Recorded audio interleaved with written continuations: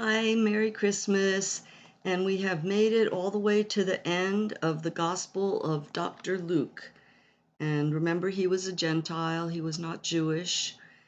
And this is after the crucifixion, which we read about yesterday.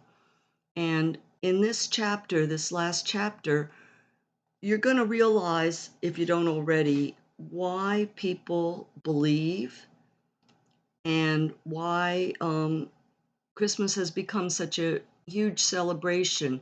Now, we don't know exactly the day that Jesus was born. In fact, it probably was not on December 25th, but it became the day that we chose to celebrate. And this is the reason that we celebrate the birth of that special baby.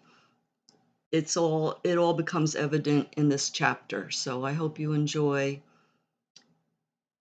And please, I haven't been saying this, but if you haven't already, please subscribe and give me a like.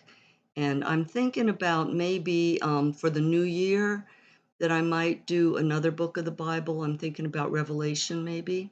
So if you could give me a comment and tell me, what you think about that, if you'd be willing to read along with me, if I do the book of Revelation. And I might do a few little comments here and there, but I'm not going to act like an expert or anything like that. I won't be preaching. Don't worry. So here we go. Chapter 24. It was very early in the morning on the first day of the week. The women took the spices they had prepared. Then they went to the tomb. They found the stone rolled away from it. When they entered the tomb, they did not find the body of the Lord Jesus. They were wondering about this. Suddenly, two men in clothes as bright as lightning stood beside them. The women were terrified. They bowed down with their faces to the ground. Then the men said to them, "Why do you look for the living among the dead? Jesus is not here. He has risen. Remember how he told you he would rise? It was while he was still with you in Galilee. He said the Son of Man must be handed over to sinful people. He must be nailed to a cross. On the third day, he will arise from the dead." Then the women remembered Jesus' words. They came back from the tomb. They told all these things to the 11 apostles and to all the others. Mary Magdalene, Joanna, Mary the mother of James, and the others with them were the ones who told the apostles. But the apostles did not believe the women. Their words didn't make any sense to them. But Peter got up and ran to the tomb. He bent over and saw the strips of linen laying by themselves. Then he went away, wondering what happened. On that same day, two of Jesus' followers were going to a village called Emmaus. It was about 7 miles from Jerusalem. They were talking with each other about everything that had happened. As they talked about these things, Jesus himself came up and walked along with them. But God kept them from recognizing him. Jesus asked them, "What are you talking about as you walk along?" They stood still, and their faces were sad. One of them was named Cleopas. He said to Jesus, "Are you the only person visiting Jerusalem who doesn't know? Don't you know about the things that have happened here the last few days?" "What things?" Jesus asked. "About Jesus of Nazareth," they replied. "He was a prophet. He was powerful in what he said and did in the sight of God and all the people. The chief priests and our rulers handed Jesus over to be sentenced to death. They nailed him to a cross.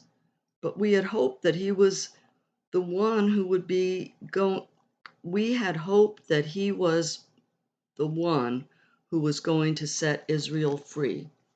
Also, it is the third day since all this happened. Some of our women amazed us too. Early this morning they went to the tomb, but they didn't find his body. So they came and told us what they had seen. They saw angels who said Jesus was alive. Then some of our friends went to the tomb. They saw it was empty, just as the women had said. They didn't see Jesus' body there. Jesus said to them, "How foolish you are! How long it takes you to believe all the prophets said. Didn't the Messiah have to suffer these things and then receive his glory?" Jesus explained to them what was said about himself in all the scriptures. He began with Moses and the prophets. They approached the village where they were going. Jesus kept walking as if he were going farther, but they tried hard to keep him from leaving. They said, "Stay with us. It's nearly evening. The day is almost over." So he went in to stay with them. He joined them at the table. Then he took bread and gave thanks. He broke it and began to give it to them. Their eyes were suddenly opened and they recognized him. But then he disappeared from their sight. They said to each other, "He explained to us what the scriptures meant. Weren't we excited as he talked with us on the road?" They got up and returned at once to Jerusalem. There they found the 11 disciples and those with them. They were all gathered together. They were saying, "It's true, the Lord has risen. He has appeared to Simon." Then the two of them told what had happened to them on the way. They told how they had recognized Jesus when he broke the bread. The disciples were still talking about this when Jesus suddenly himself stood among them. He said, "May you have peace." They were surprised and terrified. They thought they were seeing a ghost. Jesus said to them, "Why are you troubled? Why do you have doubts in your minds? Look at my hands and my feet. It's really me. Touch me and see. A ghost does not have a body or bones, but you can see that I do." After he said that, he showed them his hands and feet, but they still did not believe it. They were amazed and filled with joy. So Jesus asked them, "Do you have anything here to eat?" They gave him a piece of cooked fish. He took it and ate it in front of them. Jesus said to them, "This is what I told you while I was still with you.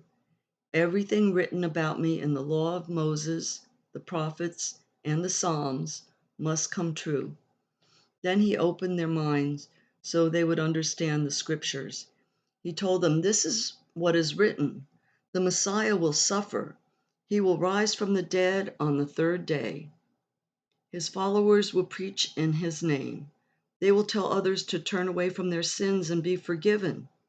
People from every nation will hear it, beginning in Jerusalem. You have seen these things with your own eyes. I'm going to send you what my Father has promised. But for now, stay in the city. Stay there until you have received power from heaven." Jesus led his disciples out to the area near Bethany. Then he lifted up his hands and blessed them. While he was blessing them, he left them. He was taken up into heaven. Then they worshiped him. With great joy, they returned to Jerusalem. Every day they went to the temple, praising God. Well, thank you so much for sticking with me and reading this month of December up until Christmas. And Merry Christmas. And I hope you really take it to your heart why we celebrate.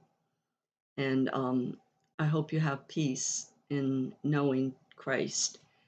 And let me know if you'd be interested in me reading maybe Revelation. And after reading this ending here, I'm thinking maybe Book of Acts, because that's really what comes next after Jesus' crucifixion, resurrection, the Book of Acts.